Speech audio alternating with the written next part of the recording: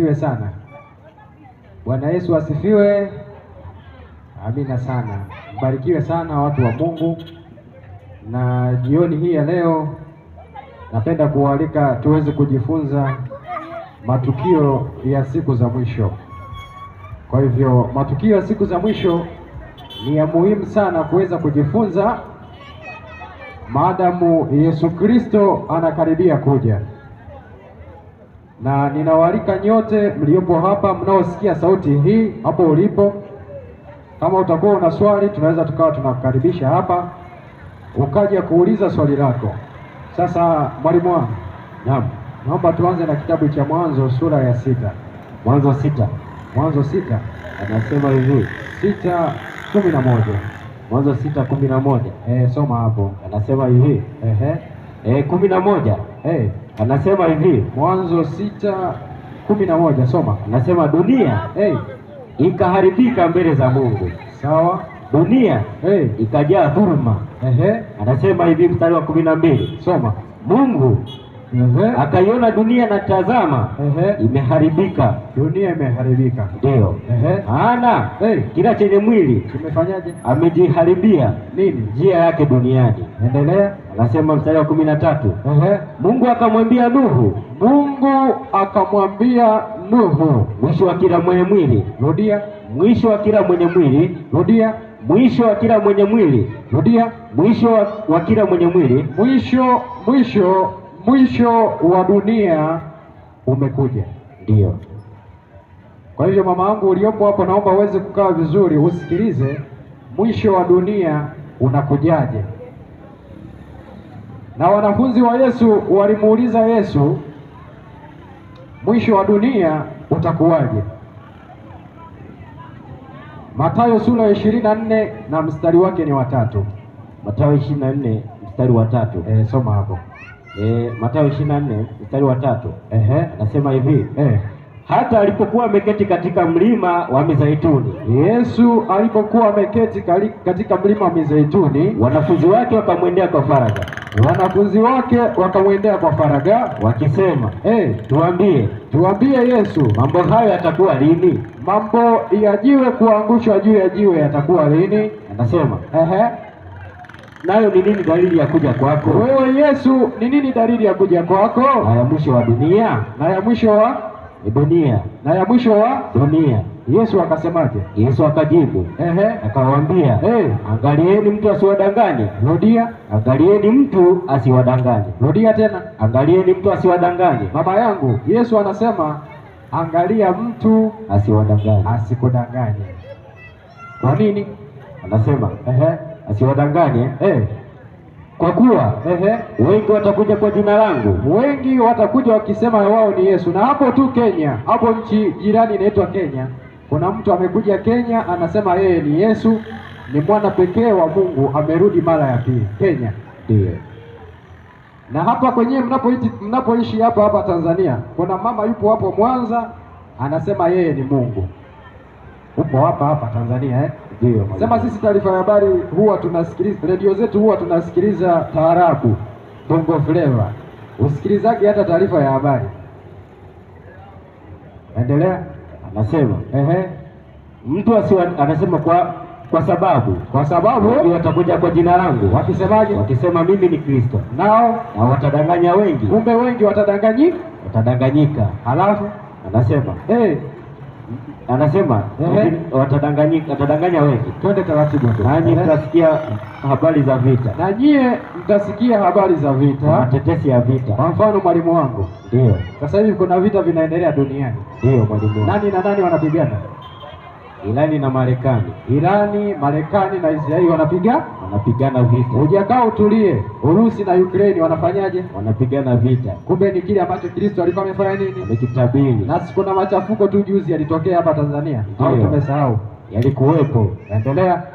Anasema, mtasikia tetesi za vita, alafu angalieni msitishwe. Kwa nini? Maana hayo yanabudi kutukia. Lakini ule mwisho bado. Mstari wa 9. Mstari wa 9 sema, wakati huo watawasaliti ninyi mpate dhiki. 12. Anasema na kwa sababu ya kuongezeka maasi, upendo wa wengi utapoa. 13 anasema haya, sikiliza mama, unaendaga kanisani. Haya, sikiliza Mathayo 24:13. Anasema Mathayo 24:13. Biblia inasemaje? Mathayo 24:13. Soma hapo. Anasema lakini mwenye kuvumilia hata mwisho ndiye atakayeokoka. Rudia tena. Lakini mwenye kuvumilia hata mwisho ndiye atakayeokoka. Mwisho umefika? Bado hujafika. Nani aliyekwambia wewe leo umeokoka? Biblia gani hiyo? Haipo. Biblia inasemaje? Mathayo 24:13. 13 nasema lakini mwenye kuvumilia hata mwisho ndiye atakayeokoka. Lakini mwenye kuvumilia hata mwisho ndiye atakayeokoka. Mwisho umefika? Bado. Wewe umeokokaje leo? Na mimi sijawahi kuona mtu kwenye Biblia akahubiriwa injili akasema ndio nimeokoka, nampenda Bwana. Kwani dalili ya kwanza ya kumkamata mwizi, umeshawahi kuona mwizi anasema mimi sio mwizi? Umewahi kumwona wapi? Hajawahi sema. Si anakuwa anajishuku Ndio. Rudia sasa, tuendelee mbele. Nasema lakini mwenye kuvumilia hata mwisho, lakini mwenye kuvumilia mpaka mwisho ndiye atakayeokoka. Bado hujaokoka mama yangu Ndio. Na kutahadharisha mapema, usije ukasema umeokoka. Bado hujaokoka. Kuokoka ni mpaka Yesu Kristo atakapokuja kukuchukua tena. Sasa hivi unafanya nini? Sasa hivi unaongoka, unabadilika. Unaokokaje leo na kesho tunakuta unapiga umbea kwa waganga, hauchoki kwenda? Umeokoka ipi? Umeokoka gani hiyo? Nisaidie na mimi. Umeokokaje? Biblia inasema lakini mwenye kuvumilia hata mwisho ndiye atakayeokoka. Lakini mwenye kuvumilia hata mwisho ndiye atakayeokoka. Atakayevumilia mpaka mwisho ndiye atakayeokoka. Nani amekwambia umeokoka sasa hivi na bado unaiba, unazini, unachukua waume za watu, wake za watu? Umeokokaje? Endelea sasa. Anasema tena habari njema ya ufalme itahubiriwa katika ulimwengu wote kuwa ushuhuda kwa mataifa yote. Hapo ndipo ule mwisho utakapokuja. Rudia. Anasema tena habari njema ya ufalme itahubiriwa katika ulimwengu wote. Tena habari njema ya ufalme itahubiriwa katika ulimwengu wote. Hapo kule anasema huo ushuhuda kwa mataifa yote. Alafu hapo ndipo ule mwisho utakapokuja. Kumbe mwisho utaletwa na Injili ya kweli ndiyo ambayo itakayoleta mwisho. Ndio. Sasa injili ya kweli ni ipi? Hujawahi kusikia? Sura ya 1 mstari wa 1. Anasema kama ukiwa una swali, viti hivi hapa, njoo uulize, usiogope. Ufunuo 1:1. Ufunuo 1:1. Nasema ufunuo wa Yesu Kristo. Huo ufunuo ni wa Yesu Kristo aliyopewa na Mungu. Kumbe huo ufunuo ni wa Yesu Kristo aliyepewa na nani? Na Mungu. Alafu anasema waonyeshe watumwa wake mambo ambayo. Rudia kwanza. Ufunuo ni wa nani huo? Ufunuo wa Yesu Kristo aliyopewa na Mungu. Kumbe kuna Yesu Kristo na nani? Na Mungu. Wewe umetoa wapi Utatu Mtakatifu? Biblia hii tafutie fungu moja ambalo nimewahi kuambia Mungu mmoja ana nafsi tatu: Mungu Baba, Mungu Bwana na Mungu Roho. Waebrania 6:13. Ebrania 6:13. Biblia haijawahi kufundisha Mungu mmoja anazo nafsi tatu. Ukipata hiyo nisomee hapa. Mungu ana nafsi ngapi? Waebrania 6:13. Anasema hivi 13. Soma. Kwa maana Mungu alipompa Ibrahimu ahadi kwa sababu alikuwa hana mkubwa kuliko yeye wa kufanya nini mwenyewe wa kumwapa. Aliapa kwa nafsi yake, sio zake, nafsi yake. Aliapa kwa nafsi yake. Maana yake Mungu ana nafsi ngapi? Moja. Mungu ana nafsi tatu. Na hili fundisho tumekuwa tukijifunza jana. Huu ni msaada kwa wale ambao hawakuwepo. Waebrania 1. Na wasaidia kwa wale ambao huwa mmefundishwa kwamba Mungu anazo nafsi tatu. Lakini Biblia haijawahi kufundisha hivyo. Sikiliza Biblia. Anasema hivi. Waebrania 1 mstari wa 1. Anasema, Mungu ambaye aliyesema zamani na baba zetu katika manabii na kwa sehemu nyingi na kwa njia nyingi, mwisho wa siku hizi amesema na sisi katika mwana. Kumbe kuna Mungu na kuna mwana, alafu aliyemweka kuwa mrithi anasema kuwa mrithi wa yote. anasema hivi kuwa mlisi wa yote tena kwa yeye aliufanya ulimwengu. Endelea. Anasema yeye kwa kuwa ni mng'ao utukufu wake na chapa ya nafsi yake. Kumbe Yesu ni chapa ya nafsi ya nani? Ya Baba. Kwa hivyo Baba ana nafsi yake na Yesu ana nafsi yake. Ndio. Mungu hana nafsi tatu. Yesu unaonaje? Wewe na Baba mna nafsi tofauti tofauti au ni nafsi moja? Yohana 5:23. Yohana 5:23, nimefika hapo mwalimu wangu. Soma hapo. Anasema hivi 23. Soma. Anasema hivi 23. Lakini sasa lakini saa inakuja. Yohana 5:23.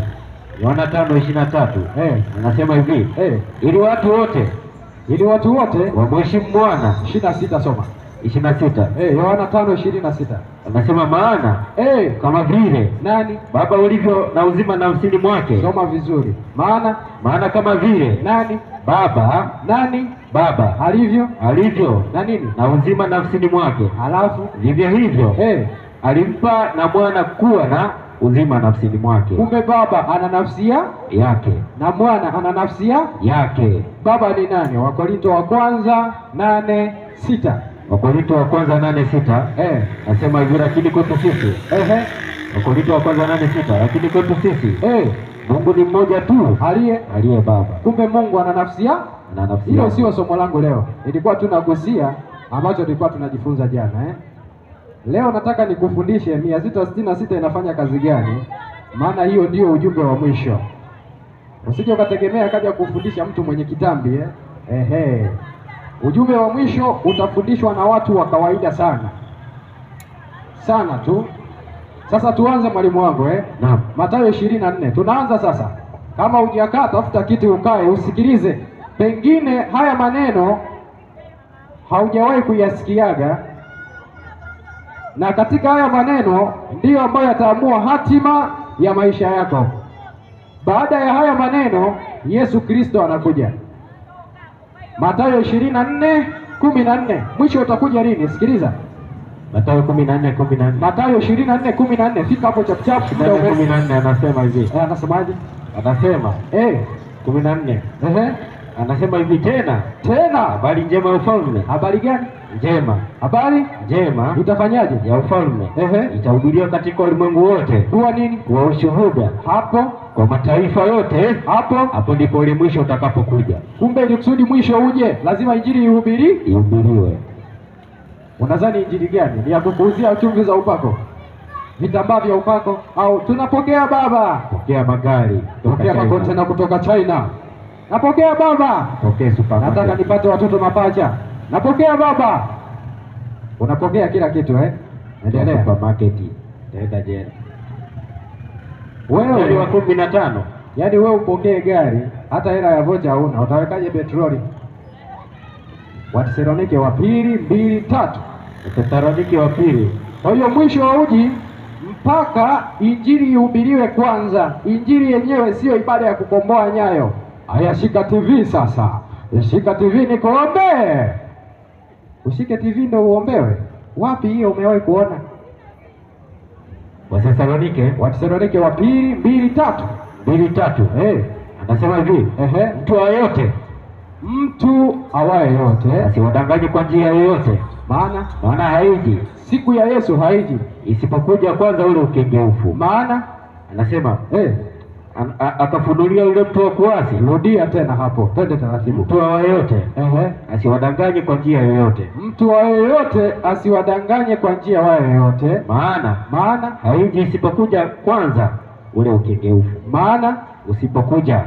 Maana haiji usipokuja kwanza ule ukengeufu. Kwa hivyo siku ya Yesu haiji isipokuja kwanza ule ukengeufu. Na ukisikia maneno haya yanasema sasa hivi duniani, ujue mwisho umekuja. Wathesalonike wa kwanza 5:1. Ukisikia tu hii, ujue mwisho umekuja. Wathesalonike wa kwanza 5 mstari wa kwanza. Anasema lakini ndugu, kwa habari ya nyakati na majira, kuhusiana na kuja kwa Yesu, hamna haja niwaandikie. Hata mimi kuweka hapa speaker nilikuwa sina haja kuwawekea hapa speaker. Lakini sasa kwa kuwa hatujui, sikilizeni. Nasema maana ninyi wenyewe mnafanyaje? Mnajua lakini ya kuwa siku ya Bwana haja kama vile mwizi ajavyo usiku. Twende. Walakini wasemapo kuna amani na salama. Wasemapo kuna amani na salama. Wasemapo kuna amani na salama. Si unasikia? Haleluya kanisa, kuna amani na salama. Naona mwaka huu Bwana anakwenda kutenda. Mwaka huu utapata gunia 200.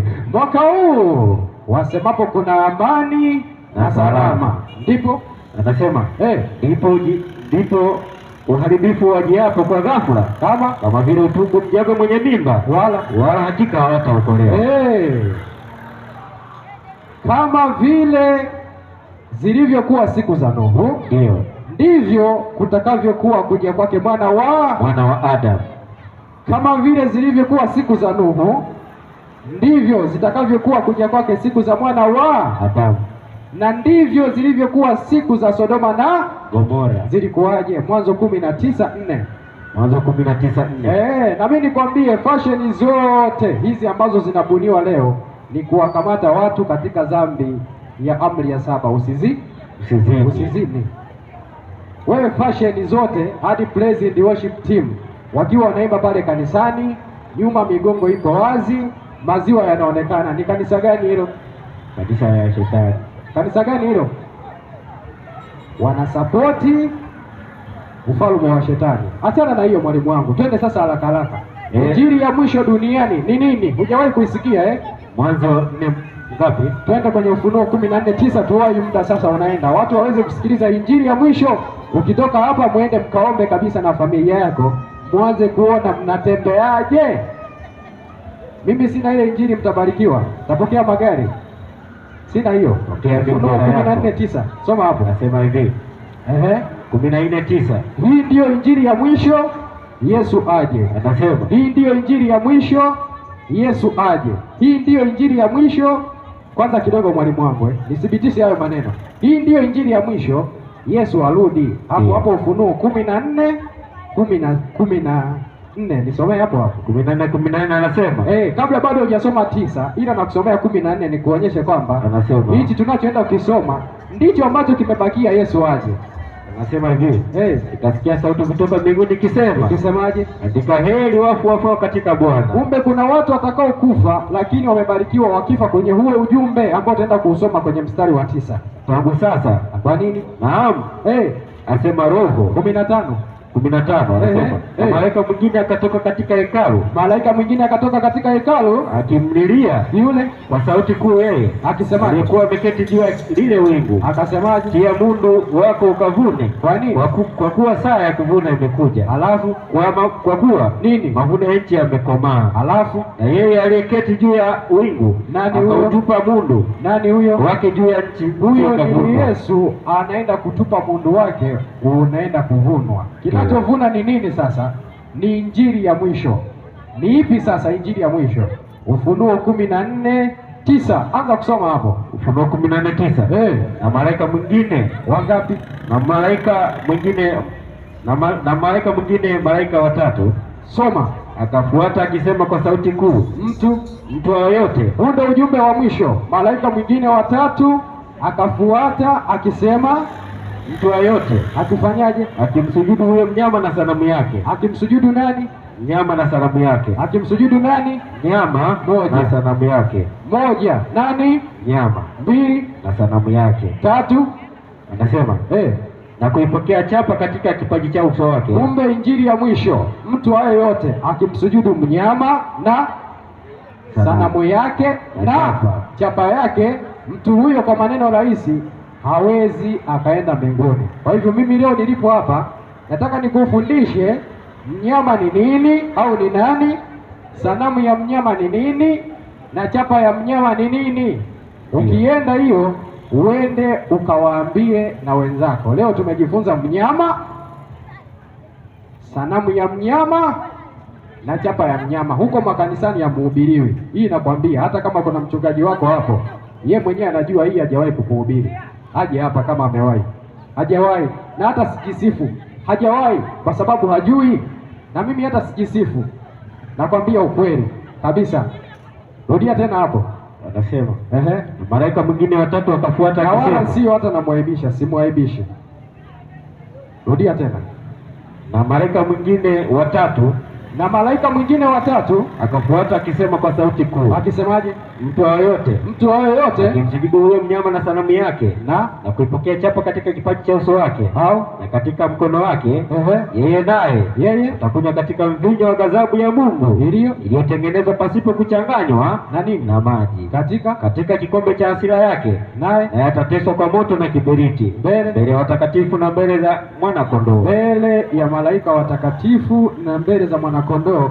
Huyo mtu aliyemwabudu mnyama na sanamu yake na kuipokea chapa ya katika kipaji cha uso wake au katika mkono wake wa kuume. Ufunuo 13:17 nasema hivi 17 tena kwamba mtu yoyote asiweze kununua wala kuuza, isipokuwa na chapa ile, yaani jina la mnyama yule au hesabu ya jina lake. Hapa ndipo penye hekima.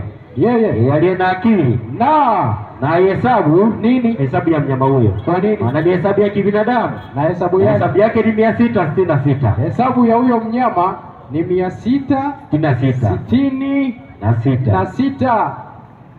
Hesabu ya huyo mnyama ni 666. Ufunuo 8:13. Naomba uweze kunisikiliza kwa makini. Duniani kuna shida, alafu wewe unasema unakula bata, unakula ujana, unakula bata. Safi sana, endelea. Mimi nakwambia hata wewe ambaye unajipamba sasa hivi, unajipamba kama vile dunia ndio inaanza, unajipamba kuelekea jehanamu, kuelekea motoni.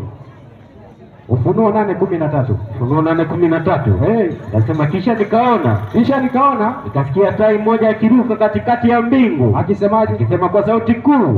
Ole. Nini? Ole. Rudia. Ole. Hamna, sisi tunakula pilau. Ole. Wewe, Biblia inasema ole. Wewe umekaa upo kwenye season 2. Acheche production kutoka ndani ya Family Production. Acheche production. Biblia inasemaje? 8:13 Ufunuo. 8:13 Ufunuo. Nasema kisha nikasikia tai moja akiruka katikati ya mbingu. Akisema kwa sauti kuu. Nini? Ole. Nini? Ole. Rudia. Ole. Wao wakao juu ya nchi. Ole kwa wanaokaa juu ya nchi, kwa mtu yoyote atakayemsujudia mnyama na sanamu yake na kuipokea chapa katika kipaji cha uso wake. Unaanza kuulizana, kwani mnyama ni nini? Swali la kwanza, ili kusudi usiweze kumjua mnyama, ili kusudi usiweze kumsujudia mnyama, lazima uweze kujua mnyama ni nani. Na ufunguo wetu ni Yesu Kristo. Yesu, unaonaje? Mnyama tunaweza tukamjuaje? Mathayo 24:15. Wacha Yesu aweze kutusaidia. Mnyama ni nani? Mathayo 24:15. Mnyama huyo tunaishi naye sasa hivi. Ndio. Na sio ng'ombe, sio mbwa, sio chui. Kwa nini? Biblia mara nyingi huwa inatumia mafumbo. Hosea 12:10. Fika kwanza hapo. 12:10. Hosea 12:10. Si wanakutishaga wanakwambia kitabu cha Ufunuo kimefungwa. Sasa tutakwenda kukisoma mbinguni. Sasa nakwambiaga kitabu cha Ufunuo kimefungwa. Utaenda kusomea mbinguni. Tutasomea mbinguni. Kitabu chenyewe kinaitwa Ufunuo, kimefunuliwa. Sio siri.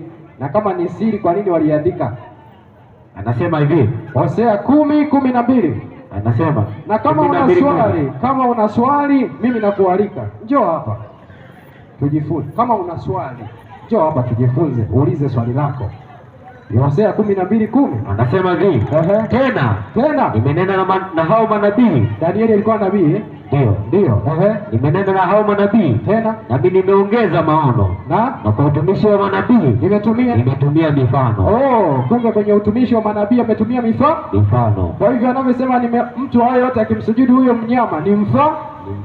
Haya, tunaanza. Yesu tusaidie. Mnyama ni nani? Sanamu ya mnyama ni nani? Na chapa ya mnyama ni nini? Ili kusudi nisiweze kuvisujudia. Yesu tusaidie. Tukitaka kujua mnyama ni nani, tunaenda kusoma kitabu gani? Mathayo 15 maneno ya Yesu mwenyewe. 15 Mathayo 24:15 anasema basi hapo mtakapoliona chukizo la uharibifu. Maneno ya nani hayo? Yesu anasema. Anasemaje? Chukizo la uharibifu. Rudia tena. Basi hapo mtakapoliona chukizo la uharibifu lile lililonenwa na nani? Na nabii Danieli. Na nani? Nabii Danieli. Kumbe tukitaka kujua maana ya mnyama twende tukasome kitabu cha Danieli. Kumbe tukitaka kupata maana ya mnyama Yesu anasema tukasome kitabu cha Danieli. Alafu wewe unakuta leo una kitabu cha Biblia kinaanzia Mathayo mpaka Ufunuo. Hauna Biblia wewe. Kama una kijitabu kinaanzia Mathayo mpaka Ufunuo, hiyo sio Biblia. Maana Yesu anakuonyesha umuhimu wa kusoma hata vitabu vya Agano la Kale. Luka 4:17. Yesu anakuonyesha umuhimu wa kusoma vitabu vya kale. Wewe upo na kitabu cha Mathayo 4, una kitabu chako cha Mathayo mpaka cha Ufunuo, alafu na unasherehekea Pasaka. Ulisomaga wapi kama sio ipo kwenye Agano la Kale? Na hata Pasaka yenyewe ambayo unasherehekea leo, mimi sioni kwenye Biblia. Yaani Pasaka ambayo wewe umesherehekea juzi, mimi sijaiona. Hata nikusaidie kwa nini nimekwambia hivi. Mwalimu wangu kabla hujafika Luka. Kwa nini nimesema Pasaka sasa hivi haipo? Mambo ya Walawi 23. Mambo ya Walawi 23. Pasaka ambayo umesherehekea juzi kwa kweli sio Pasaka halali kwenye Biblia. Mimi nakusaidia. Kama utakuwa una swali, uje hapa. Mambo ya Walawi 24 mstari wa 4. Mambo ya Walawi 23. Naam. Mstari wa 4 anasema sikukuu za Bwana ni hizi. Sikukuu za Bwana ni hizi hapa. Mstari wa 5. Mstari wa 5. Sikukuu za Bwana ni hizi hapa. Anasema mwezi wa ngapi? Wa kwanza. Mwezi wa kwanza. Siku ya 14. Ya nini? Ya mwezi. Ni sikukuu gani? Wakati wa jioni. Ni Pasaka ya Bwana. Kumbe Pasaka ilikuwa mwezi wa ngapi? Wa kwanza. Tarehe ngapi? 14. Wewe Pasaka juzi umesherehekea tarehe ngapi? Tarehe 5, tarehe 20, tarehe 17, tarehe 19. Wapi hiyo umenisomea kwenye Biblia? Na mwezi wa 4 wanaweka. Hebu rudia hapo tena. Wewe uniambie Biblia gani ambayo imekwambia Pasaka inafanyikaga tarehe 5 na upo bao unapiga glasi, sijui ni glasi, sijui chupa, sijui gongo. Pasaka unakunywa bia. Pasaka na unachinja nguruwe Pasaka. Na kofuro. Pasaka. Mimi nikwambie na mimi niwahakikishie ndugu zangu, mtaujua ukweli na ukweli utaweka huru. Pasaka ilikuwa inafanyika tarehe ngapi? Mwezi wa ngapi? Mambo ya Walawi 23 mstari wa 5. Nasema mwezi wa 10, mwezi wa kwanza. Pasaka ilikuwa inafanyika mwezi wa kwanza. Mwezi wa kwanza. Tarehe ngapi? Siku ya 14. Kwa hivyo tarehe 14 mwezi wa kwanza wakati wa jioni ndio ilikuwa siku ya Pasaka. Ndio. Wakati wa jioni. Wewe leo umebakiza na yale kwetu kule tunaita makongoro. Ase bwana tu tunamalizia makongoro. Hii supu jana tulichinja mbuzi, ilikuwa ni Pasaka. Wapi? Haya nakuuliza, Yesu unaonaje, Pasaka ipo au haipo? Hebu Yesu tusaidie kutumia mtumishi wako Paulo. Pasaka ipo haipo? Wakorinto wa kwanza 5:7. Wakorinto wa kwanza 5:7. Na sijui kwa nini wewe kama umemisi ubwabwa jamani, kilo moja sijui shilingi ngapi hapo. Nunua kilo moja yako ya mchele ule. Anasema hivi. 5:7 Wakorinto wa kwanza. Basi jisafisheni. Mkafanyaje? Katoe ile chachu. Kwa nini? Ya kale. Kwa nini? Pate kuwa donge jipya. Alafu kama vile mlivyo mlivyo hamkutiwa chachu. Kwa nini? Kwa maana. Kwa nini? Pasaka wetu. Nani? Pasaka wetu. Nani? Pasaka wetu amefanyaje? Amekwisha kutolewa kuwa sadaka, yaani Kristo. Sasa wewe ndio unafanya Pasaka leo. Ni lini Kristo atakuja tena kufa mara ya pili? Uone kama ni kupindua Biblia. Biblia inasema kwa maana Pasaka wetu nani? Kristo. Pasaka ni Kristo, mwana kondoo wa Mungu aichukuaye dhambi ya ulimwengu, na alikufa jioni, na siku aliyokufa ilikuwa ni tarehe 14 mwezi wa kwanza wa Kiyahudi. Kama vile ambavyo ilikuwa imeandikwa katika mifano, ndivyo ambavyo Kristo naye alikuja kuuchukua uhalisia wake. Sasa leo unakuta na wewe unasherekea Pasaka hadi Krismasi. Na jana nimewasomea Krismasi hapa. Na uzuri mama zangu mpo hapa, nikawauliza mwanamke likusudi azae anachukuaga miezi mingapi mimba? Luka 1:26. Ndio. Hata hiyo umeshindwa kuweza kuona tu Krismasi ambayo upo nayo leo, Biblia haitambui. Hata happy birthday Biblia haijui. Kama umemisi ubwabwa, nenda dukani ukanunue mchere, sio lazima uende ukale siku ya Pasaka ambayo unasema. Luka 1:26. Luka 1:26. Anasema hivi Luka 1. Soma hapo, twende kwenye ujumbe wetu sasa, watu waweze kujua mnyama ni nani, sanamu ya mnyama ni nini, na chapa ya mnyama ni nini, sisi tuende kwetu. Ukipotea ni wewe mwenyewe, lakini ukweli utakuwa umeshaujua. Anasema hivi, Luka 1:26. Luka 1:26. Mwezi wa 6. Kumbe mimba ya Yesu ilitungwa mwezi wa 6. Mimba ya Yesu ilitungwa mwezi wa 6. Mwezi wa 12 itakuwa imekamilika miezi 9 kweli? Hapana. Atakuwa ni Yesu fake. Jiti. Mathayo 24:15. Twende kwenye ujumbe wetu haraka haraka. Mathayo 24:15. Soma hapo. Anasema hivi, hata mtakapoliona chukizo la uharibifu lile ndio lilo neno na nabii Danieli. Kumbe tukitaka kujua maana ya mnyama, twende tukasome kitabu cha nani? Danieli. Haya, sikiliza sasa. Mwisho tukiwa tunaelekea nyumbani kwetu, tunataka tuweze kuwaambia mnyama ni nani, sanamu ya mnyama ni nini, chapa ya mnyama ni nini, 666 ni nini. Ukipokea, ukiikubali, utapotea. Ukiachana nayo, utapata furaha katika kwenda kumuona baba yetu mbinguni. Amina. Sasa mnyama ni nini? Danieli chap, twende Danieli haraka haraka. Watu wanatusikiliza hapa, wamekaa wameanza shughuli zao, sasa wanatusikiliza. Nini maana ya mnyama? Na huu ndio ujumbe wa mwisho. Na kesho Mungu akitupatia kibali, tutakuja hapa, tutakuja kujifunza mtu akifa anaenda wapi. Mtu akifa anaenda wapi? Na leo kuna uongo makanisani, wanakwambia huyu ndugu yetu bwana tulimpenda sana. Ndio. Lakini Mungu alimpenda zaidi. Kwa hiyo Mungu akikupenda zaidi anakuua. Wewe utatamani upendwe na huyo Mungu? Hapana. Lini? Kwa hiyo Mungu alikupenda akakuua, akaacha yatima. Mungu gani huyo? Yaani mtu kavaa suti zake na tai na kitabu kinaitwa Biblia, anasema Mungu alimpenda, akampenda zaidi, akamchukua. Unadhani watoto wataanza kumwelewaje huyo Mungu? Watu wamemwelezea Mungu vibaya, na kwa kweli hata wewe mwenyewe utaogopa kupendwa na huyo Mungu, maana unajua akikupenda anakuua. Soma Danieli 7:1, tuambie nini maana ya mnyama, sanamu ya mnyama na chapa ya mnyama, tuende kwetu. Danieli 7 anasema katika mwaka wa Belshaza mfalme wa Babeli, Danieli aliona ndoto na maono ya kichwa chake na kitandani mwake. Alafu basi akaiandika ndoto na akatoa habari ya jumla ya mambo hayo. Akasema Danieli akanena akasema, Danieli, na mimi nakwambia huu ujumbe haupatikani mahali kwingine kokote. Kama unapatikana basi wewe nenda ukautafute. Hiyo nimekupa tiketi. Nenda ukautafute kama unaweza ukaupata. Ujumbe huu unapatikana kwa watu tu ambao wanataka kwenda mbinguni peke yao. Azimia moyoni mwako unataka kwenda mbinguni tu, utapata ukweli wa wakati huu. Soma hapo. Nasema wewe unaenda kwa mtu anakwambia mimi najua jirani yako ndio huwa anakulogaga na ni mchungaji. Kwani mganga huwa naye anakwambiaje? Si ni hivyo hivyo?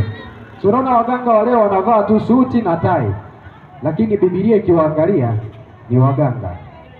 Soma hiyo Danieli 7:2. Danieli akanena akisemaje? Naliona katika mbinguni, naliona katika nini?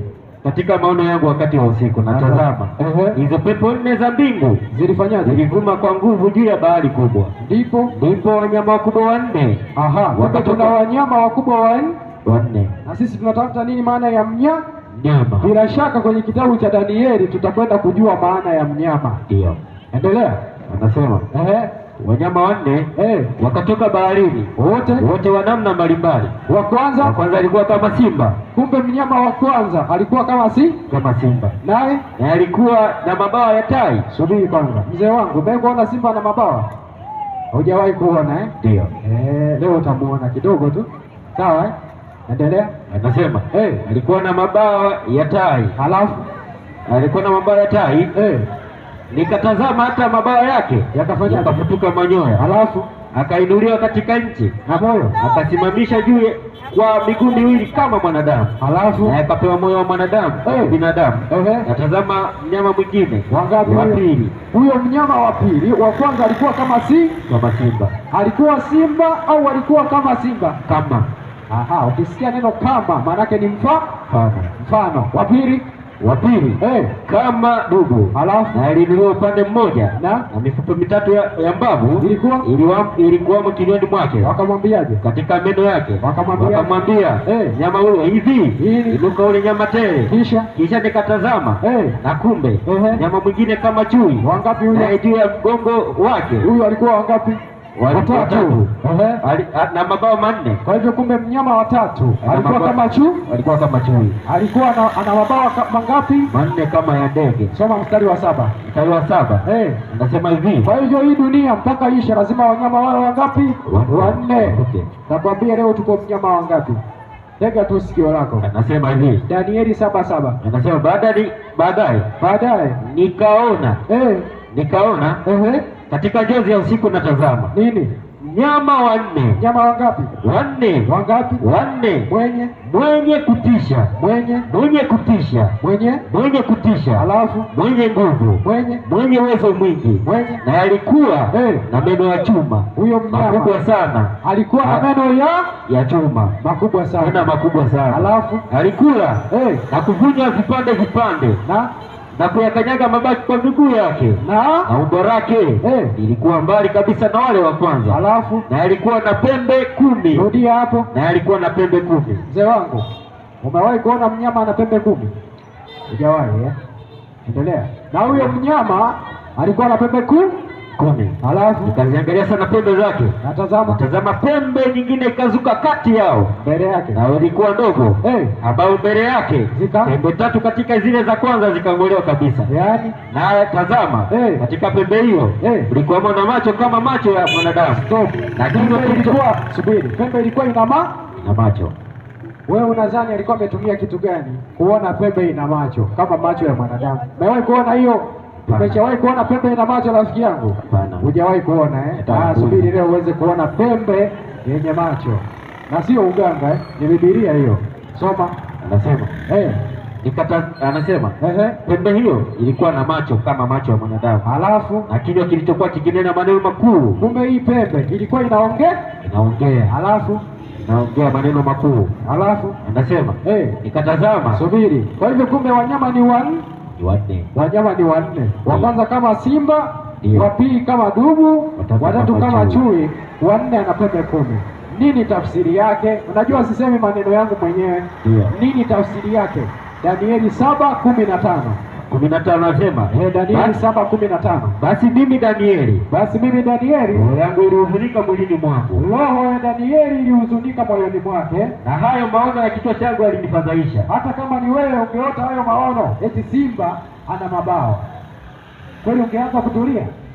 Mara pembe ina macho, ungetuliaje? Bana soma. Anasema nikakaribia mmoja wa hao waliosimama karibu, nikamuuliza nini maana ya kweli hayo yote? Maana ya kweli hayo yote. Kumbe hii tunaenda kujifunza ni maana ya kweli hayo yote. Halafu basi akaniambia, akanijulisha tafsiri ya mambo hayo. Wanyama hao wakubwa walio wanne ni wafalme watakaotokea duniani. Rudia. Wanyama wakubwa walio wanne ni wafalme watakaotokea duniani. Kumbe wanyama ni ufalme au utawala au serikali itakayotokea wapi? Wafalme wanne watakaotokea duniani. Kwa hiyo mnyama maana yake ni utawala utakaotokea duniani. Utawala wa kwanza kama simba ulikuwa ni utawala wa nini? Babeli. Ni utawala wa Babeli, ambaye mtawala wake wa kwanza alikuwa anaitwa Nimrodi. Wale waliojenga mnara wa Babeli. Naam. Huo ndio utawala wa kwanza. Utawala wa pili uliitwaje? Danieli 5:25. Danieli 5:25. Umeshawahi kusikia neno mene tekeli na peresi? Nini maana yake? Sikiliza kwa makini. Utawala wa pili ulikuwa unaitwaje? Utawala hii dunia. Danieli 5:25, soma hapo. Na maandiko yaliandikwa ni haya. Sasa kuna mfalme mmoja alienda kupigana vita, baadaye akaanza kutumia vyombo vya hekalu, alafu kiganja kikaanza kuandika maneno ukutani.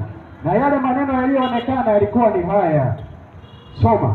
Anasema na maandiko aliandikwa ni haya. Nini? Nene Na nene, tekeli na peresi. Yani na tafsiri ya haya ni hii. Nini? Nene maana yake Mungu ameuhesabu ufalme wako na kuukomesha. Tekeli umepimwa katika mizani na kuwa umeonekana umepunguka. Peresi ufalme wako umegawanyika na wamepewa Wamedi na Waajemi. Kumbe ukitoka Babeli unakuja Wamedi na Waajemi. Ukitoka Babeli unakuja Wamedi na Waajemi. Ukitoka Babeli inafuata Medo-Persia au Umedi na Uajemi. Hawa ndio ambao walimtumbukiza Danieli katika tundu la simba. Ndio maana wanafananishwa na dubu. Dubu huwa hachoki. Ndivyo hawa pia wakipitisha kanuni zao huwa wanazitimiza, hazirudi nyuma. Hazirudi nyuma. Mnyama wa tatu anaitwa nani? Mnyama wa tatu anaitwa nani? Danieli. Danieli, tuambie, utawala wa tatu kumiliki dunia ulikuwa ni utawala gani? Danieli 8. Nimefika hapo. Danieli 8:20, soma hapo. Nasema hivi Danieli 8:20. Anasema hivi 20. Nimefika hapo. Soma. Anasema hivi. Yule kondoo mume uliyemuona ni mwenye pembe mbili. Hizo ndizo falme wa Umedi na Uajemi. Halafu anasema na yule beberu mwenye manyoya mengi ni mfalme wa Uyunani. Ndio. Ni mfalme wa Uyunani. Kumbe ukitoka Umedi na Uajemi unakuja Uyunani. Ugiriki. Ndio. Endelea hapo kidogo. Anasema na ile pembe kubwa iliyo kati ya macho yake ni mfalme wa kwanza. Kumbe kuna mfalme wa kwanza katika Uyunani. Alikuwa anaitwa nani? Alexander the Great. Alexander Mkuu. Biblia haijawahi kuacha kitu. Wewe, Biblia ni kitabu cha vitabu. Hata historia ambayo unasoma wewe, sema ni historia tu fake ambayo umeingiziwa kwenye shule zenu. Mwanadamu wa kwanza alikuwa kama nyani. Leo kuna manyani mangapi? Mbona hayawi kama sisi?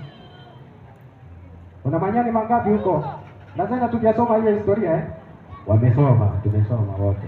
Eti mwanadamu alikuwa anaenda mara kamkia kanapungua kakakatika ndio akawa mtu. Wapi wewe?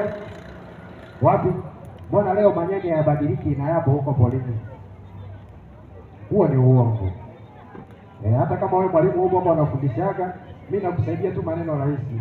Fundisha upate mshahara lakini ufundishe ukweli. Sawa Ndio mwalimu. Sasa ukinichukia ni wewe. Wewe nichukia, mimi nakwambia ukweli. Mimi nakwambia ukweli uweze kuokolewa. Ndio Biblia inasema watakase kwa ile kweli. Kwa ile kweli. Neno lako ndio nini? Ndio kweli. Sina basi hiyo inakudanganya. Sawa?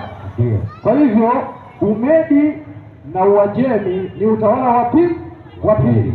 Watatu ni Uyunani, na mtawala wa kwanza wa Uyunani alikuwa anaitwa Alexander the Great. Naye akanywa pombe. Kuna siku moja akanywa pombe sana mpaka akafa. Na kama kuna mtu hapo unakunywa pombe, mimi nakushauri usinywe pombe. Mithali 23:29. Mithali 23. Na ukianza kuiangalia inashuka kwenye matangazo ya TV utaona inamiminika. Wanakwambia onja msisimko. Nakwambia wote nini? Safari laga.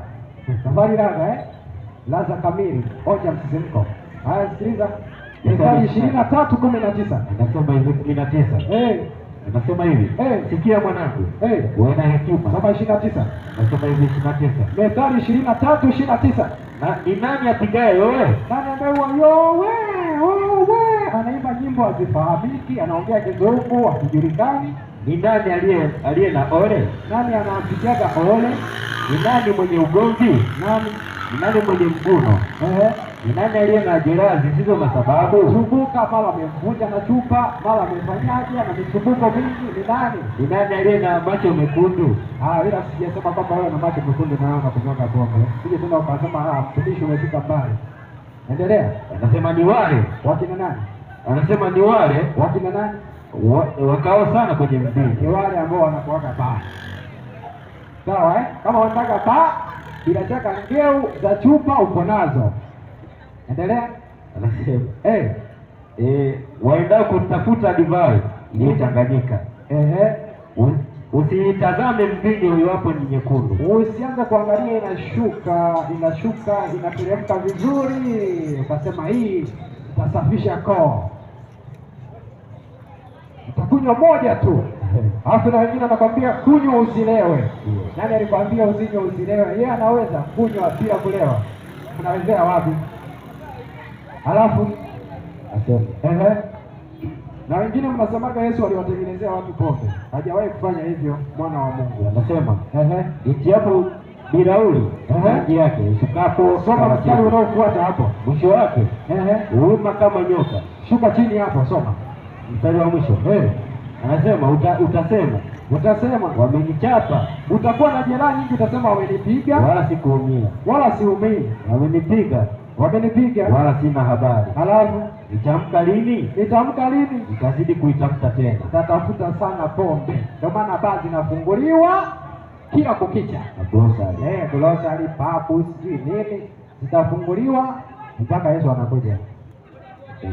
Sawa Na unauziwa sigara, we mwenyewe unaambiwa ni hatari kwa afya yako, lakini bado unavuta. Na wanakuuzia pombe, wanakujengea na mahakama, wanajua utapiga watu, watakuweka na ndani. Sawa Nyama watatu kutawala dunia, utawala watatu wanaitwa Uyunani. Na walikuwa kama chui. Chui ana sifa gani? Ni mjanja sana. Hata elimu zote tunazosoma ni za Wagiriki. Wewe ni biology. Neno biolojia is a Greek word. Ni neno la Kigiriki, la Kiyunani. Sijui physics is a Greek word. Anakwambia is a Greek word. Geography, the word geo. Hiyo ni Greek word, ndio maana anasema alikuwa kama chui, ni mjanja. Wanafalsafa wote walio wengi, hata wale ambao wamebuni Pythagoras theory, sio kwamba hatujui, ni hao. Huyo ni mnyama wanne. Kwa hivyo Biblia inavyosema mtu wale yote asimsujudi huyo mnyama, manake kuna utawala duniani haupaswi kusujudiwa. Utawala wa mwisho kutawala dunia ni utawala gani? Na hizo tawala zote zimeshakwisha kupita. Utawala wa mwisho kutawala dunia ambao Mungu amekataza usiweze kuuabudu ni utawala gani? Yohana 11:48. Yohana 11:48. Wewe sikiliza kwa makini na nakuomba wewe ukamwombe Mungu akusaidie uweze kuelewa. Lakini pia kama mafundisho haya unataka kuweza kuyapata, tunapatikana katika mitandao ya kijamii. Ndio sababu unaona tumefunga hivi vitu hapa. Kama una simu kubwa, smartphone, andika neno Habari za Wokovu TV. Habari za Wokovu TV. Utakutana na mafundisho kama haya. Hii ndio sababu tunarekodi hapa. Habari za Wokovu TV. Tunataka watu mliopo hapa mbarikiwe, lakini na wengine waliopo huko duniani wabarikiwe pia. Yohana 11:48 anasema hivi, tukimwacha hivi. Sasa kipindi Yesu anataka kumuua, hapa ndipo ambapo tunaenda kujifunza mnyama wa mwisho aliyopo sasa hivi duniani, ambaye wewe ukimsujudia hautakaa ukanyage kwenda mbinguni, hautakuja kufika mbinguni abadan. Huwezi ukaja kufika mbinguni. Mnyama wa mwisho kutawala dunia, au utawala wa mwisho kutawala dunia, ili kusudi Yesu aje mara ya pili. Maana kipindi alipozaliwa huo utawala ulikuwepo, na sasa hivi pia atakapokuja ataukuta huko. Yohana 11:48. Ni utawala gani huo? Anasema tukimwacha hivi. Sasa kipindi Yesu anakufa, Wayahudi walikuwa wanasemezana, tukimwacha hivi watu wote watamwamini. Watu wote watamwamini nani? Warumi watakuja. Wakina nani? Warumi. Wakina nani? Warumi. Watafanyaje? Watakuja. Kumbe utawala wa mwisho unaitwa Warumi. Habari za sasa. Utawala wa mwisho unaitwa utawala wa Rumi, utawala wa Roman Catholic. Sawa Kama hujui, hiyo ni siri ya kwenye Biblia. Sasa Roman ikija itaanza kufanya nini? Danieli 7:25. Danieli 7:25. Na Roman imegawanyika katika sehemu mbili. Roman ya kipagani na leo ambayo ipo Roman ya kidini. Sawa Na kama na mimi pia nilikuwa Roman Catholic kabisa. Kwa hivyo nakusaidia ndugu yangu. Najua ukweli haupendwi na watu wengi, si ndio mzee wangu Ukweli haupendwi na watu wengi, walio wengi. Lakini ukweli utasikika kwa watu wengi, waweze kuokolewa. Utawala wa mwisho kutawala dunia ni Roman Catholic, na Mungu amewakataza msiabudu hapo. Sina maneno mengine ya kuambia zaidi ya hayo. Kwa nini? Danieli 7:25. Kwani huu utawala ukija utafanya nini? Anasema na watanena maneno kinyume chake aliye juu. Kumbe utawala wa Roma ukija utazungumza maneno kinyume chake aliye wapi? Aliye juu. Kwani Mungu alisemaje? Yohana 2:2:1. Yohana 2:2:1. Yohana 2:2:1 anasema hivi. Na siku ya tatu, Yohana wa kwanza, waraka wa kwanza wa Yohana. Maana ilitabiriwa Roma itazungumza kinyume chake aliye wapi? Juu. Mimi nakuonyesha fundisho la kwanza ambalo Waromani wanasema kinyume cha Mungu. Sawa Waraka wa kwanza wa Yohana 2:1. Anasema lakini fika hapo haraka maana kuna watu wanatusubiri hapo wanasema hivi. Anasema watoto wangu wadogo nawaandikia haya ili kwamba mtu asitende dhambi. Asitende nini? Dhambi. Asitende nini? Dhambi. Na kama mtu akitenda dhambi, tunaye mwombezi kwa Baba Yesu Kristo, padri mwenye haki. Tunaye kwa Baba ndiye padri? Hapana. Anatuombeaga nani? Yesu Kristo. Rudia tena. Nasema anasema hivi. Tunaye mwombezi kwa Baba ndiye Yesu Kristo mwenye haki. Anayetuombea kwa Baba ndiye Yesu Kristo mwenye haki. Sio padri. Hapana. Wewe nani alikwambia wewe ukaungame dhambi zako kwa padri? Nani? Na wengine tena wanasema haya nifuatishe mbele. Sema Bwana Yesu, nakuja mbele zako. Naikataa dunia pamoja na mambo yake yote. Nafuta jina langu Baba. Nafuta jina langu Baba kwenye kitabu cha hukumu. Katika kitabu cha hukumu. Andika jina langu kwenye kitabu cha uzima. Nani alikwambia mbinguni wanafanyaga hivyo?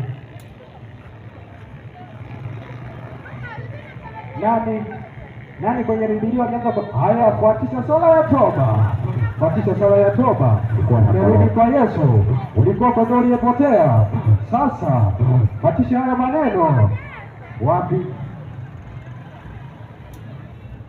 Najua ndugu zangu, tusiposoma Biblia kwa kweli tutadanganyika. Na manabii wengi wa uongo hapo duniani kwa sababu watu hatutaki tusome nini? Biblia. Kwa hivyo Romani ilitabiriwa ikija itaongea maneno chake kinyume aliye wapi? Juu. Na leo anakuambia Bikira Mariamu anatuombeaga huko mbinguni. Nani aliyekwambia? Danieli 7:25. Danieli 7:25. Sanamu ya mnyama ni umoja wa makanisa ambayo unaundwa leo. Umoja wa makanisa ndio sanamu ya mnyama. Jamani, nisikilize vizuri Sanamu ya mnyama ambayo Biblia inakataza watu msisujudie sanamu ya mnyama ni umoja wa makanisa ambao wanakataa amri za Mungu. Najua leo makanisa yanaungana, lakini yanaungana katika uongo. Sawa mzee wangu Makanisa yanaungana katika uongo. Danieli 7:25. Anasema naye atanena maneno kinyume chake aliye juu, naye atawazofisha watakatifu wake aliye juu, naye ataazimu kubadili majira na sheria. Ataazimu kubadili majira na sheria. Kwa hivyo Roma ilibadilisha majira na sheria. Wewe leo unaambiwa mwezi una siku 31, mwingine 28, mwingine 27. Haya, mimi nakuuliza swali rahisi. Kama mwezi una siku 27, haya nakubaliana na mawazo yako. Mwezi una siku 27 na 28. Haya, mwaka huu ulizaliwa mwezi wa pili tarehe 28. Mwakani mwezi wa pili unaishia tarehe 27. Maana yake haukuzaliwa, si ndio Si ndio? Maana yake haukuzaliwa. Kama mwezi una siku 30 na 31, wewe ulizaliwa mwezi wa 10 tarehe 31. Mwakani mwezi wa 10 una siku 30. Haukuzaliwa. Sawa hakuzaliwa. Huoni hata hiyo hesabu ndogo tu ya darasa la awali, chekechea, vidudu la pili, nasari, wanaweza wakafanya hiyo.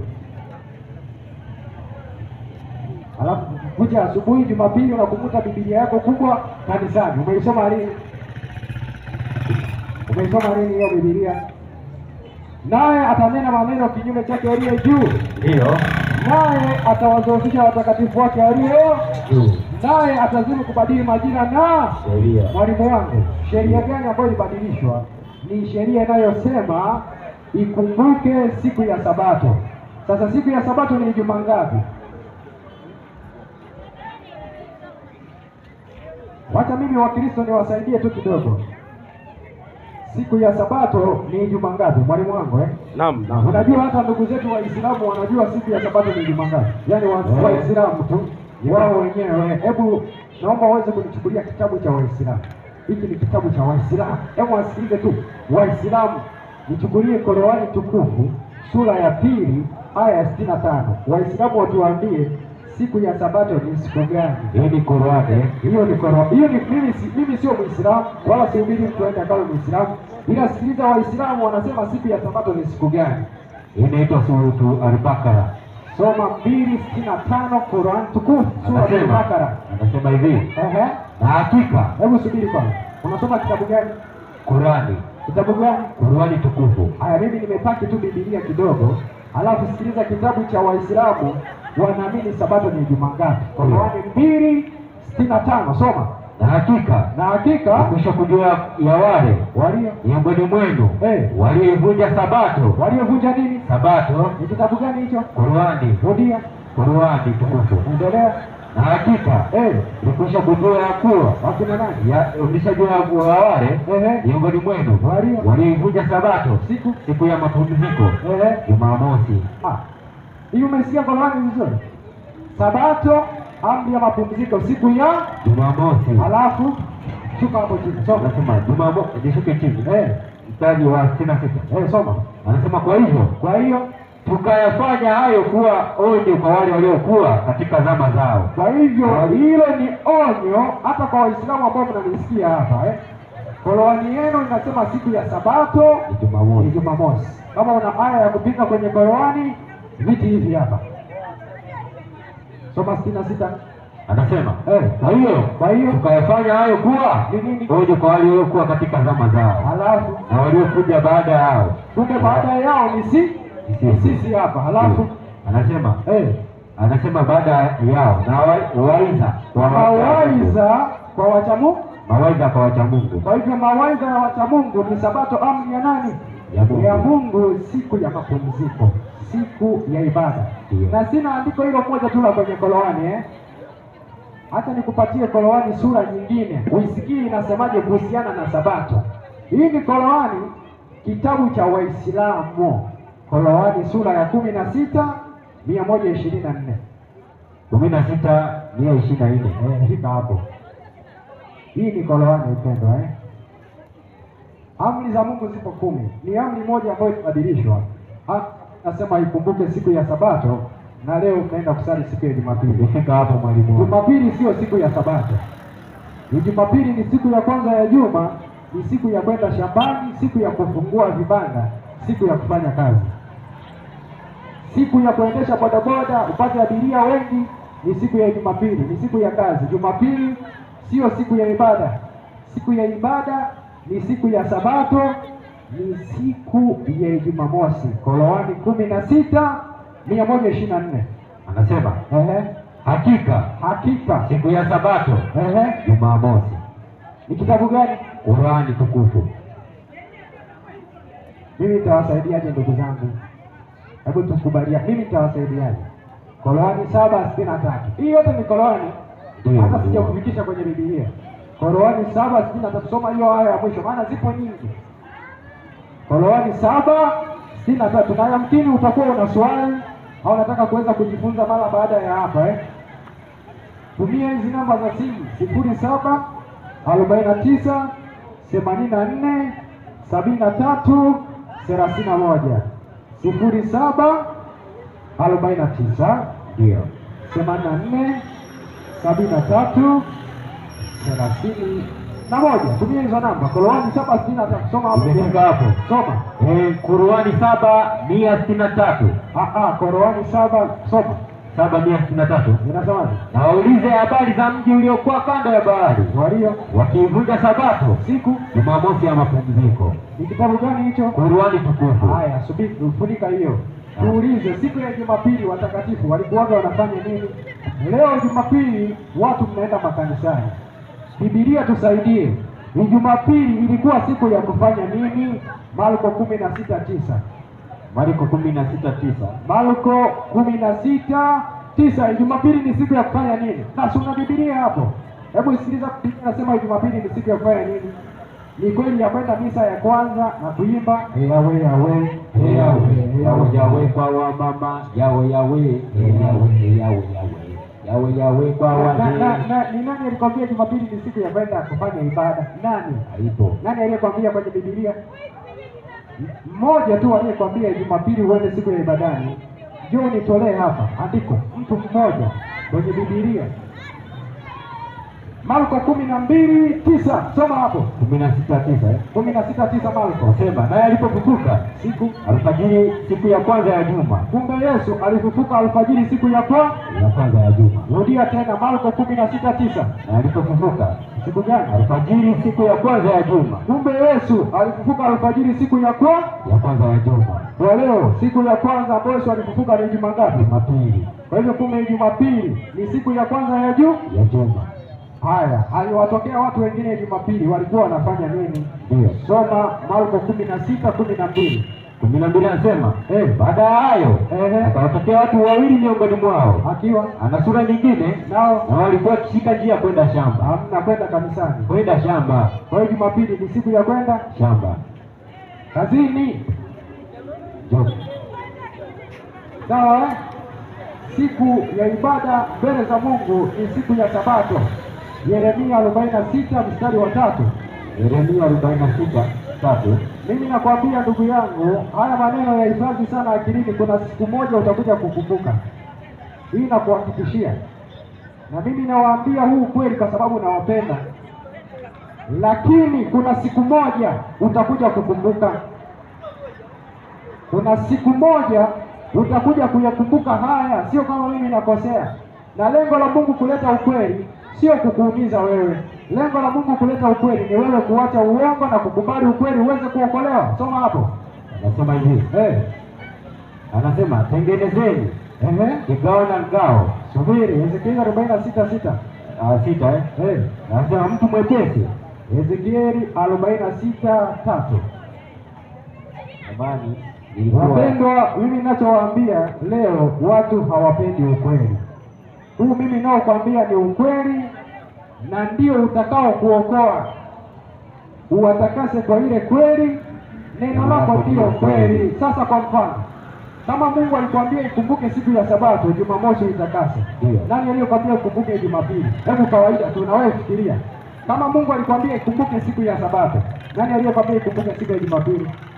Tunauliza. Kama Mungu alikwambia ikumbuke siku ya Sabato, ni nani ambaye anakuja kupingana na Mungu tena?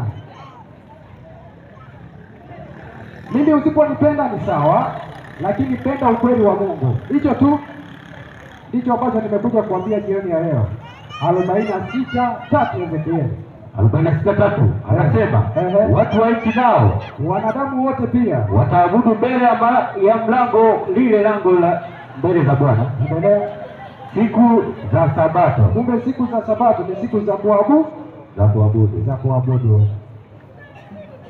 Sawa ndugu zangu Lakini cha kutisha ni hichi hapa. Nisikilize. Dunia ambayo unaishi sasa hivi unakwenda kulazimishwa kufanya ibada ya lazima. Sasa hivi wapo kuunda dini moja ya dunia nzima. Na hiyo dini itakuwa na siku yake ya ibada. Haitakuwa na ibada ya Mungu. Ile ibada itakayokuwepo hapo ni ibada itakayolazimishwa kwa wanadamu wote. Ni ibada gani ambayo itakayolazimishwa kwa wanadamu wote? Ni ibada ya kusali siku ya Jumapili. Hiyo ndiyo chapa ya mnyama. Hauwezi ukanielewa vizuri sasa hivi, lakini haya maneno yote kichwani sijakosea. Najua mpendi ukweli kusikia. Najua hilo, sio kama sijui.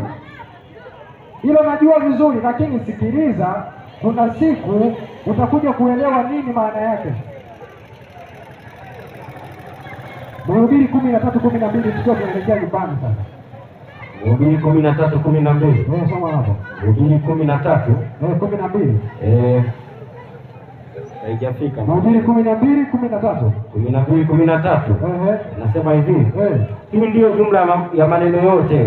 Hii ndiyo jumla ya maneno yote yamekwisha sikiwa, ya kwamba mche Mungu nawe uzishike amri zake, maana anasema maana rudia tena, hii ndiyo jumla ya maneno yote yamekwisha sikiwa, mche Mungu nawe uzishike amri zake, uzishike amri zake, uzishike amri zake. Ukumbuke siku ya Sabato ni amri ya Mungu. Sasa wewe ukiikataa una ugomvi wewe na Mungu, na mimi ugomvi wenu siuingilie. Ukikataa siku ya Sabato una ugomvi wewe na Mungu. Marko 2:27. Marko 2:27. Sabato ni kwa ajili yetu sisi wanadamu, na Sabato ni siku ya Jumamosi jamani. Marko 2:27. Anasema akawaambia, Sabato ilifanyika kwa ajili ya mwanadamu. Rudia. Akawaambia, Sabato ilifanyika kwa ajili ya mwanadamu. Rudia. Akawaambia, Sabato ilifanyika kwa ajili ya mwanadamu, si mwanadamu kwa ajili ya Sabato. Basi Waebrania 4:4, Sabato ilifanyika kwa ajili ya wanadamu, na wewe pia ni mwanadamu. Sabato ilifanyika kwa ajili yako. Ndiyo mwalimu wangu. Waebrania 4:4 anasema kwa maana ameinena siku ya saba mahali fulani hivi. Mungu alistarehe siku ya saba. Kumbe Mungu alistarehe siku ya saba. Akasema mstari wa 9. Anasema mstari wa 9. Basi ilisalia raha Sabato kwa watu wa Mungu. Kumbe watu wa Mungu wamesalia na raha ya Sabato. Kwa nini wewe hutaki raha? Kwa nini sisi tukwambia mambo ya raha unakasirika? Basi anasema imesalia raha Sabato kwa watu wa Mungu. Kumbe watu wa Mungu wana Sabato. Biblia ndio inayosema hivyo, sio maneno yangu. 10 soma.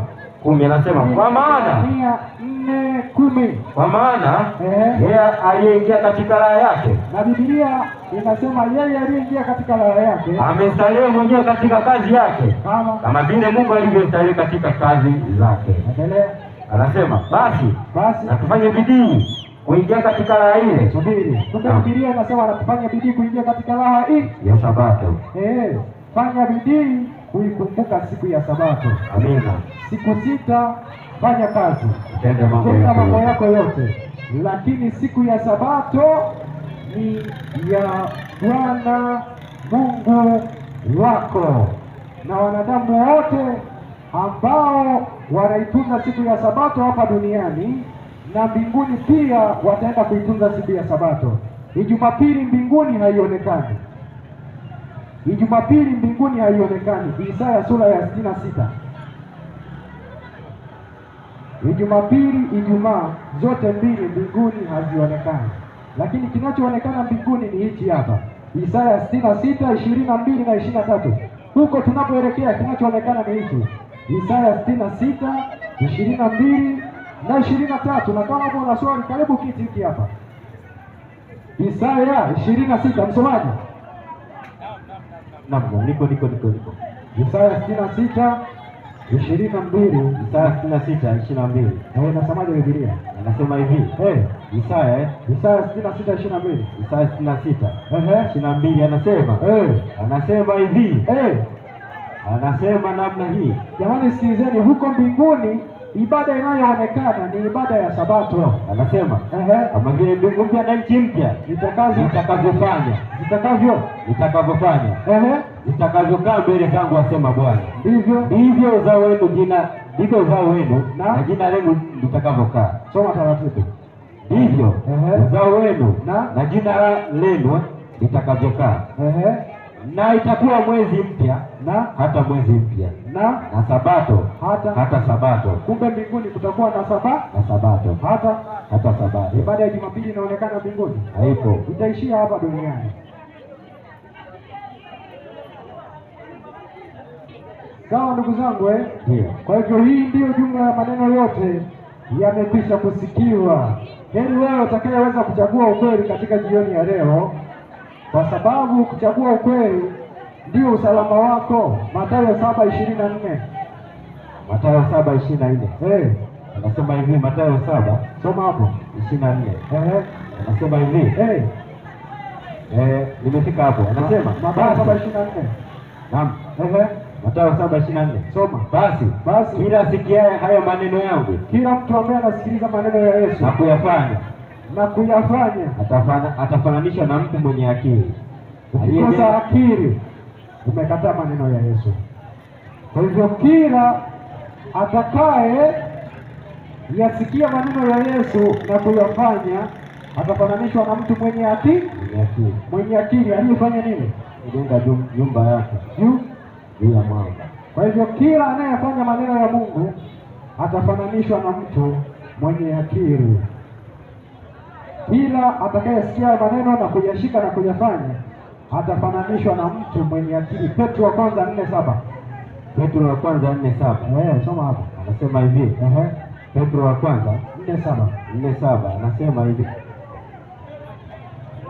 Petro wa kwanza 4:7 anasema hivi. 4:7 anasema hivi.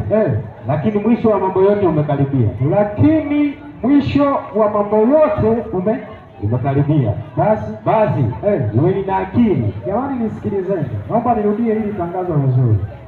Unapoelekea mbeleni utakuja kulazimishwa usali siku ya Jumapili. Hii nimekwambia, hiyo ndiyo chapa ya mnyama. Hautaweza kununua wala kuuza usipokubali Jumapili kama siku ya ibada. Hapo mbeleni kidogo sana. Kilichokuwa kinasubiriwa ni nini? Mathayo 24:15.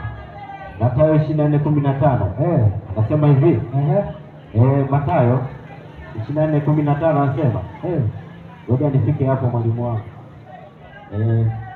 Mimi mtanichukia, nawaambia ukweli kwa sababu mimi nasema ukweli. Lakini ikiwa mnamwamini Yesu, lazima muweze kuyasikiliza maneno yake.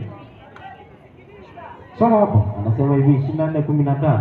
Soma. Anasema na habari njema ya ufalme itahubiriwa. Habari njema ya ufalme itahubiriwa katika ulimwengu wote kuwa ushuhuda kwa mataifa yote.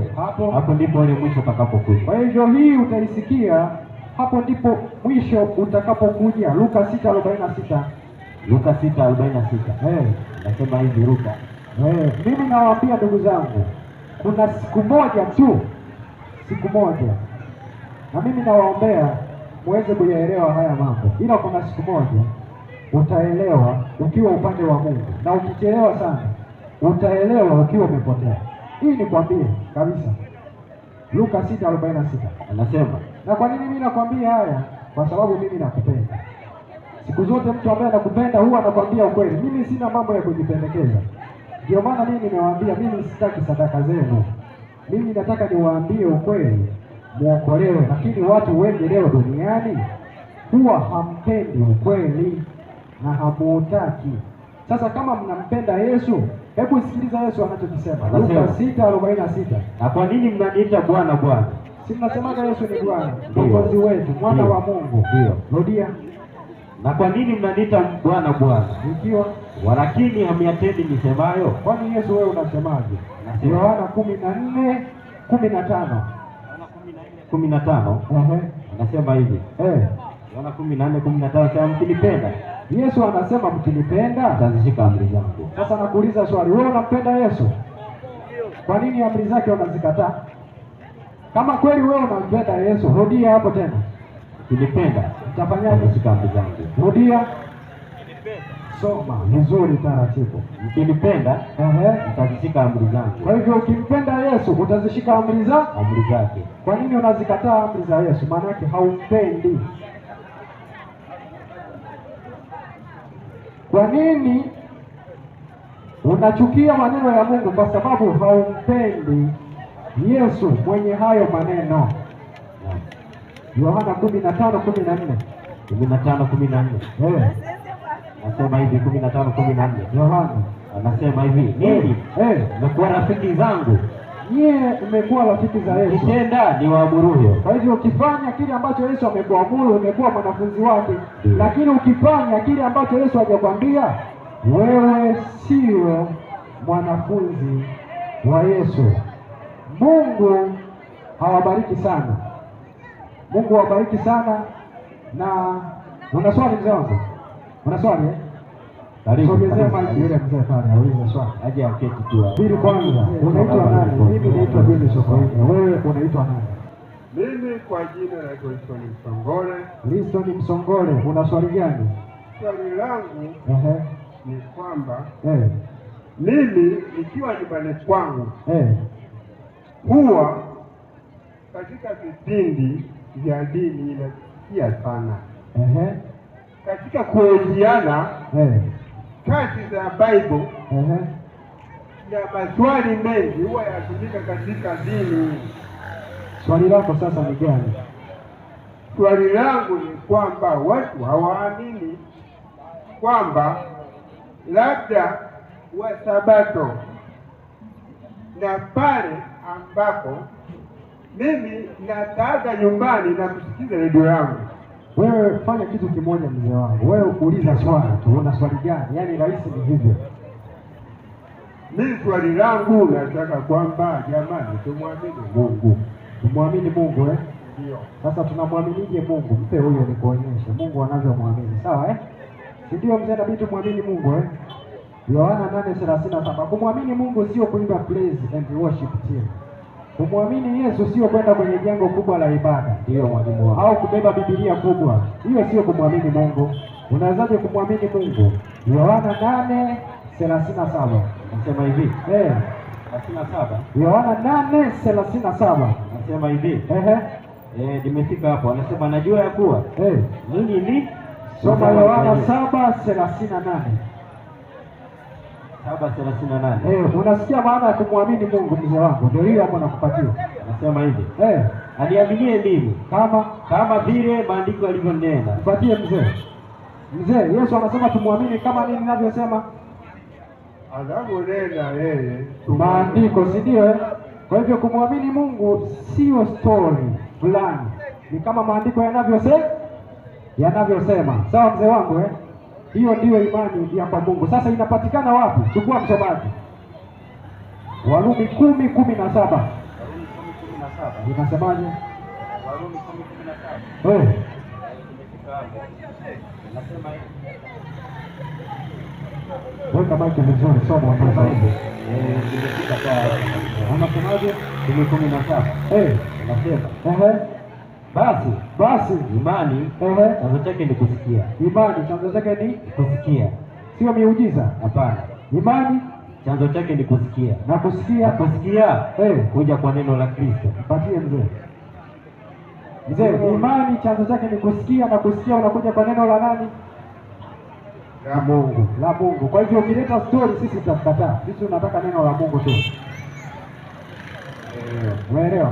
Barikiwa sana mzee, karibu pia siku nyingine. Wewe unaijua siku ya Sabato ni juma ngapi mzee wangu? Mpatie.